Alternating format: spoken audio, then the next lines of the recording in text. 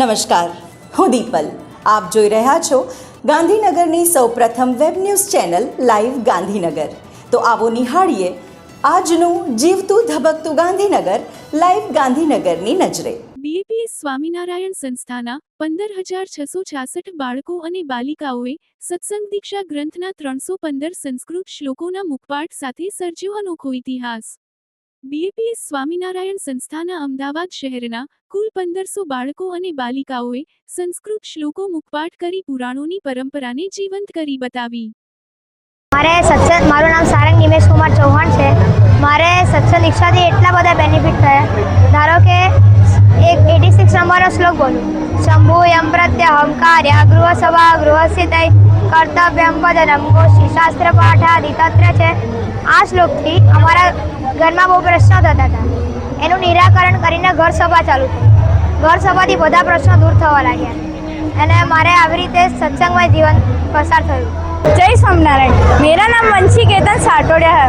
मैं 8वीं कक्षा में पढ़ती हूँ. सत्संग दीक्षा करने से मुझे कई सारे फायदे हुए. जैसे मुझे याद करने में ज़्यादा तकलीफ नहीं हो रही अब. फिर मैं अब थोड़ा थोड़ा करके सब कुछ एकदम अच्छे से याद करती हूँ. फिर मेरे मार्क्स में भी अच्छा सा दिखावा आ गया कि हाँ सत्संग दीक्षा करने से याददाश्त बढ़ गई मेरी, तो मेरे मार्क्स में भी इम्प्रूवमेंट आ गया. सत्संग दीक्षा लर्न करने से मेरे जीवन में बहुत सारे फायदे हैं. लाइक मेरे मम्मी पापा सत्संग दीक्षा करने के बाद बोलते हैं कि मैं बहुत संस्कारी हो गई. मेरे कार्यकर्ता बोलते हैं कि मैं सत्संग में आगे बढ़ गई. सत्संग दीक्षा करने से मेरा ज्ञान भी बढ़ा.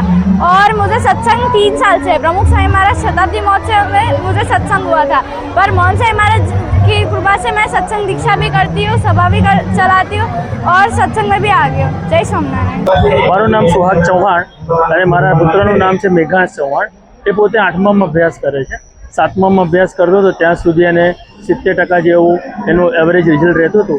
પરંતુ બન્યું એવું કે જ્યારથી સત્સંગ દીક્ષા મુખપાઠ મોઢે કરવાનું શરૂ કર્યું અને જેને સંપૂર્ણ મુખપાઠ કરી દીધો તો એની એકાગ્રતા વધી, એની મુખપાઠ કરવાની તાકાત વધી અને આજે એને 90%થી પણ વધારે ટકા લાવતો થઈ ગયો છે. ગાંધીનગર જિલ્લાના મોટા ચિલોડા ગામથી 4284 કડવા પાટીદાર સમાજના ભાઈ બહેનો નવા વર્ષના શુભ પ્રસંગે પોતાની કુળદેવી માતા શ્રી ઉમિયા માતાના દર્શન માટે ભાઈબીજના દિવસે ઊંઝા તરફ પગપાળા સંઘ તરીકે નીકળ્યા હતા. 3 દિવસના આ પાવન યાત્રા દરમિયાન ભક્તો જય શ્રી ઉમિયાના ઘોષ સાથે આત્મીયતા અને આસ્થાથી ચાલતા ઊંઝા પહોંચ્યા હતા. લાભ પાંચમના પવિત્ર દિવસે સવારે ઉમિયા માતા મંદિર ખાતે ધ્વજ ચઢાવી ભક્તોએ ઉમિયા માતાના આશીર્વાદ મેળવ્યા હતા. આ પવિત્ર યાત્રા દરમિયાન હજારોની જનમેદની વચ્ચે ગામે ગામથી અનેક સંઘો જોડાયા હતા, જેનાથી સમગ્ર માર્ગ ભક્તિભાવથી ગુંજી ઉઠ્યો હતો. આ સંઘનું આયોજન પટેલ કાંતિભાઈ પ્રભુદાસ પરિવાર દ્વારા કરાયું હતું તથા સંઘનું સુકાન પટેલ મિતેશભાઈ વકીલે સંભાળ્યું હતું. ગામના સરપંચ શ્રીમતી પટેલ શ્વેતલબેન જયમીનભાઈ પણ આ સંઘમાં જોડાઈ પગપાળા ચાલીને ઉમિયા માતાના દર્શનનો લાભ લીધો હતો.